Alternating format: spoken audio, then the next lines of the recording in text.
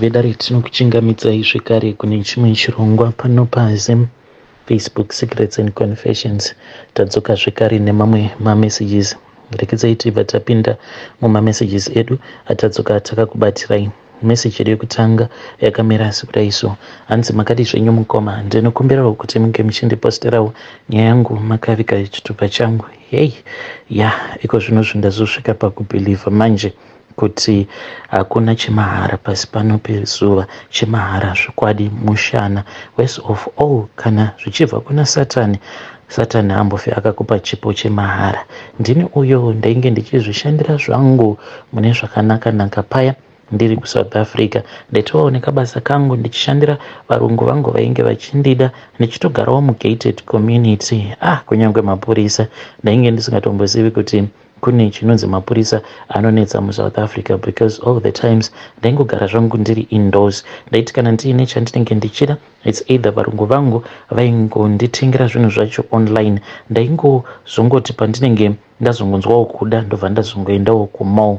Zvino mukomana She ndo pandakabva ndazonyengerwawo neumwe murume uyo wandakazosangana naye pasocial media. Nemurume uyu takasanganawo paFacebook. Saka pane rimwe group iro rinoitwawo zvesingle and dating. Ndokubva ndazojoina group riya, and I was just feeling bored zvangu, ndichingodawo vanhu vekuti ndinge ndichingovarairwa navo pafoni. Saka ndainge ndiine vanhu vangu vakawanda vandaitaura navo, vazhinji vacho kuti ndaimbovada here dzainge dzingori nyaya dzekuti munhu unenge uchida kungomutyawo mari, especially mari idzi dzema-airtime. Data iri ndaigara ndichitengerwa data kuzoti wifi pabasa. Zvino pane umwe uyo wandakazongotanga kuhava connection naye. Maybe it was because ainge andiudza kuti iye ane American citizenship. Takabva tatanga kuwirirana paya, ndikabva ndati munhu uyu he can even take me places. Then ndokubva ndatanga kudanana navo vamwe vose, ndikabva ndazosvika pakuvaramba. Ndiye ainge ava munhu wangu manje. Saka mukuzodanana kwatakazoita, vakazonditi vainge vachida kuti ndinge ndichidzoka kumusha. Because of the money that he was giving me, ndikabva ndaona kuti zvainge zviri nani hangu kuti ndinge ndichidzoka kumusha. Ndakadzoka kumusha paya, but ndikabva ndambonogara kwavo. Vakabva vati iwe uri munhu aripo ende ndinyatsokuzviona kuti you really love me. Uye zvekare ndainge ndichitobata vana vavo zvakanaka, ende ndichitoitawo mabasa ose anotarisirwa kuti muroora ange achiita pamusha. That was quite easy for me. Semunhu wekuti iye akakurirawo kumaruzeva, it was quite easy for me to blend in with the family. Zvino ndakabva ndachizoroorwa paya. Ndakati ndaroorwa tikabva tazonoita muchato wedu. Takanoita muchato wedu kucourt. Zvino apo patainge tava kuhoneymoon, because passport yangu iyo yainge yakarohwa bani. Zvakabva zvazotinetsei kuti tinge tichienda kwatainge tichida kuenda. Vakabva vangoti it is fine, shande yedu kuVic Falls, later on we will see what we can do. Mukomana She takazoti tiriko kuhoneymoon kuya, that was when he just dropped the bomb on me. Vakabva vazoti kwandiri vainge vaine kanyaya kavainge vachida kundiudza. Vakabva vati first of all he wanted to give me a present. Mukoma vakabva vazoburitsa sort of like a small shopping bag.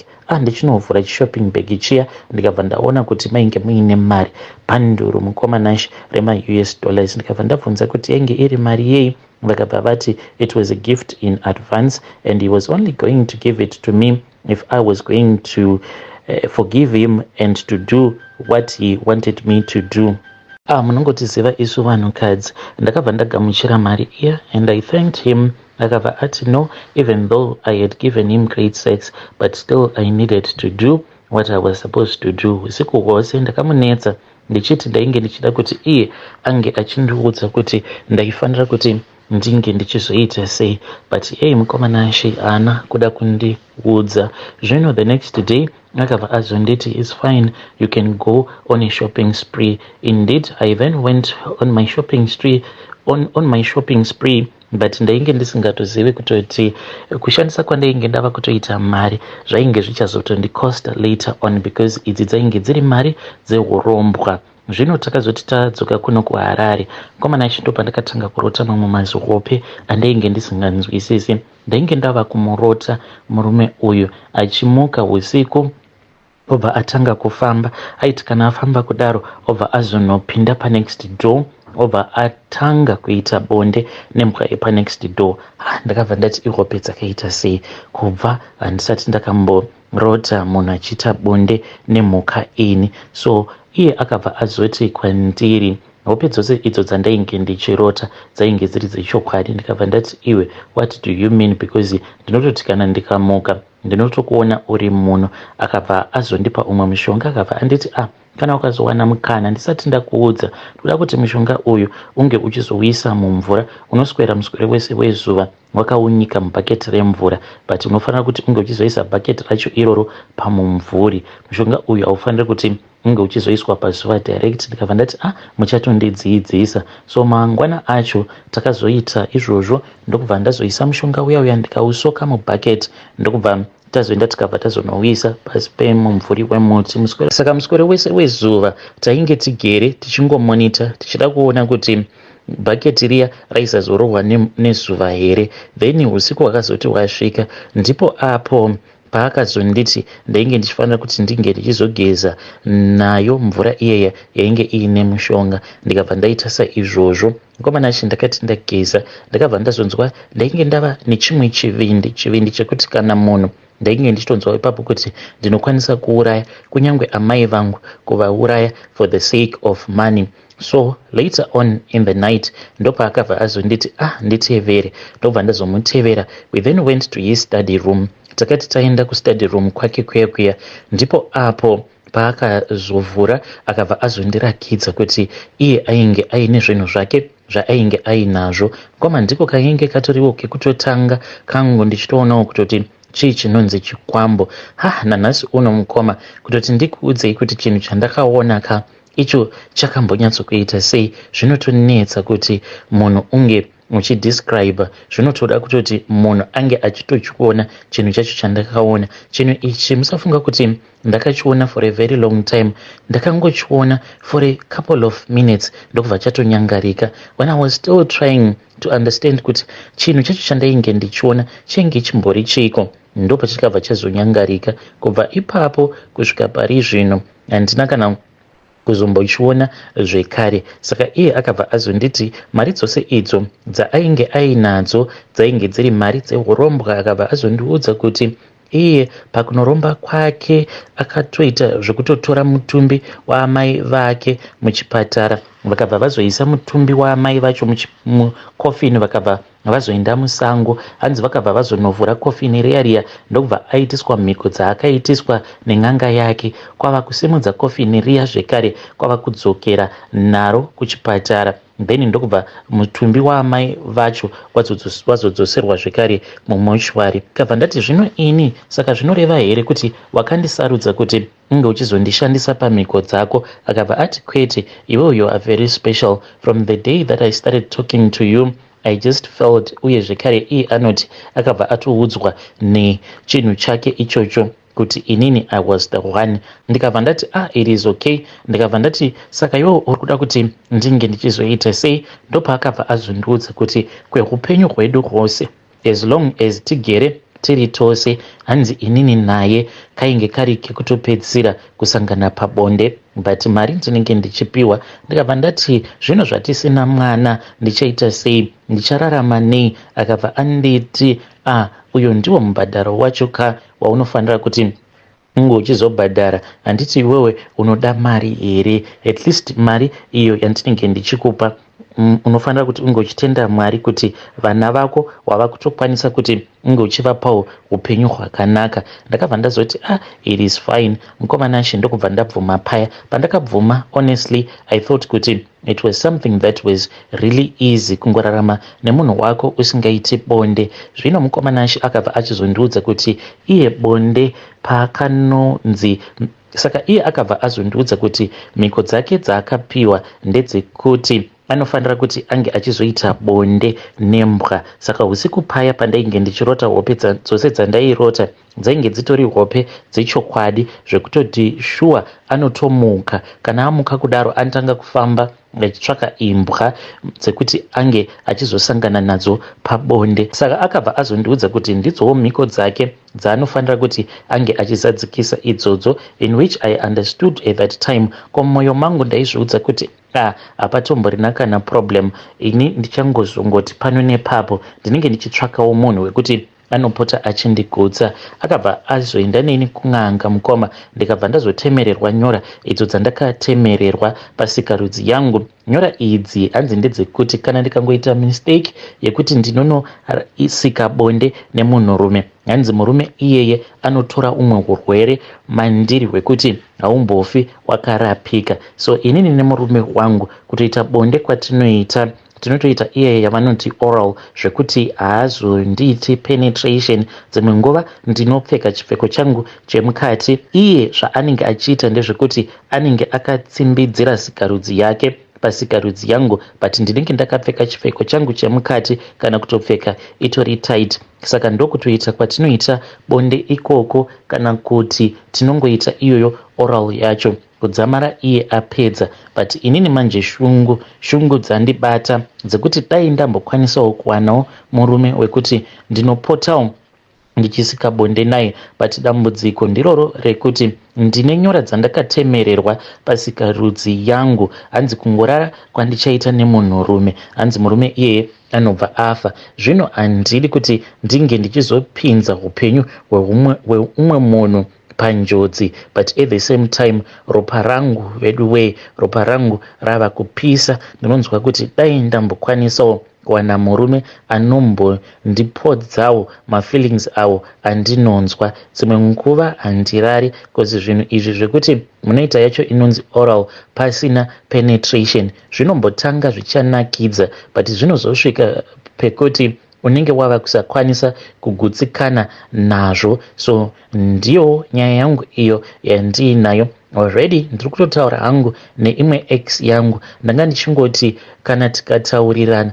ndichaona kuti zvichaguma nepi. Ndanga ndava kufunga kuti ndombo experimenta ini naye. I don't know how exactly I am going to do it, but ndiri kufunga kuti ndige ndichimbo experiensa naye. Already takatotaurirana, akabva ati iye achazouya kuno kukuzimu, then ameno mukomanashi, but inini I just cannot do it anymore. Ndava kunzwawo kuda munhurume, but idziwo ndo mhiko dzacho dzaakandiitisa kuti as long as I am married to him, as long as I'll be enjoying his money, hanzi ndinofanira kuti ndinge ndichiabstaina. Handina munhu wandinofanira kuti ndinge ndichiita bonde naye, but at the same time iye zvake anotendedzwa kuti ange achipota achiita bonde nembwa.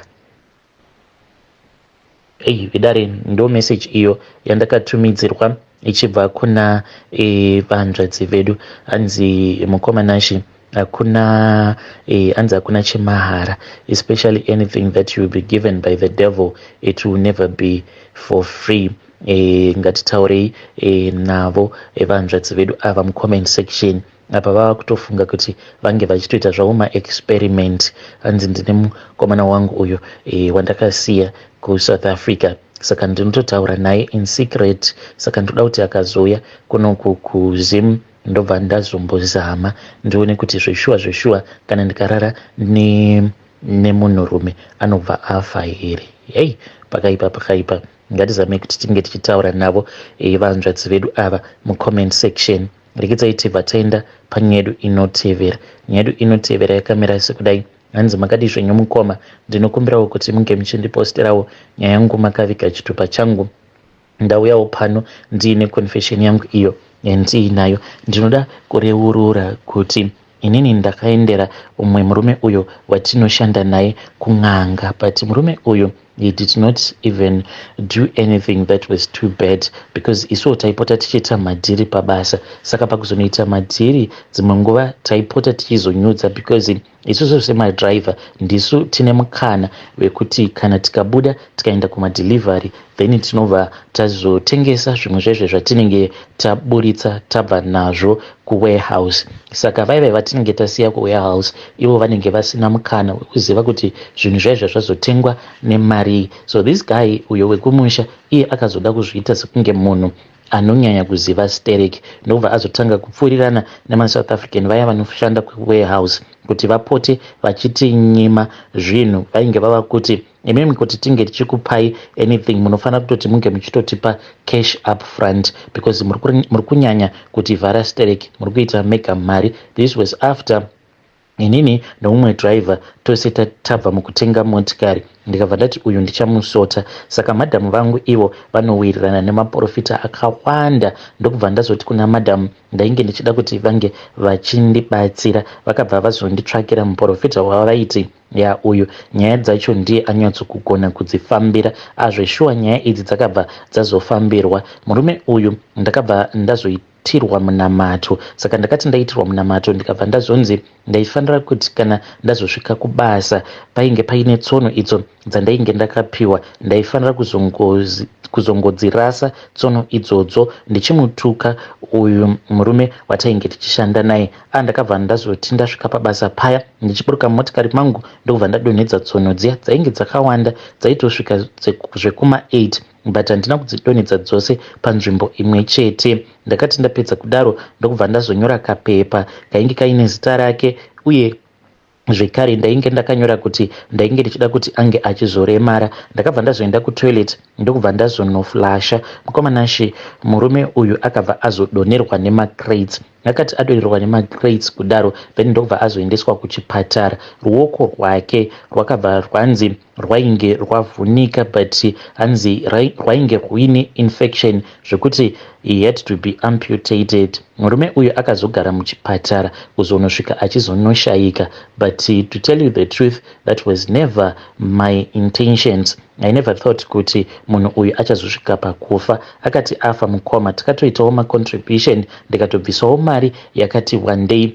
but mwoyo wangu nanhasi uno unorwadza kana ndikafunga nezvake murume uyu because iye kunditadzira as such haana kunditadzira, but isusu ndisu tainge tava kungoita undyire hwekuti sezvo tirisu madrivers ndisu taifanira kuti tinge tichiwana share yakati kurei than ava vainge vachitiburitsira madeals acho kumawarehouse. Nanhasi uno mukoma vanhu vazhinji vanonditya because vanoti why is it mushure mekunge varume imimi marovana then uyo ndokubva atokuvara pabasa akabva atofa. But inini ndinongozviita hangu sekunge ndisina kana chandinomboziva, but chokwadi ndichocho chekuti murume uyu ndini ndakakonzeresa kuti ange achisofa.